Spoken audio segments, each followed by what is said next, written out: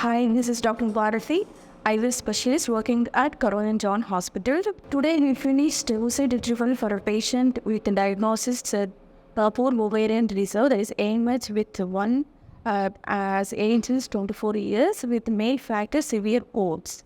For female, we gone with agonist protocol.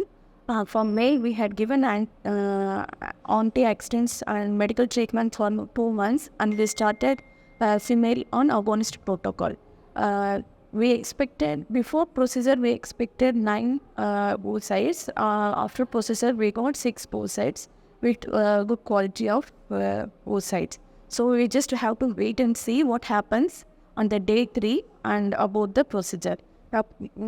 Procedure went uneventful, patient is good, and we shifted her for observation. Thank you.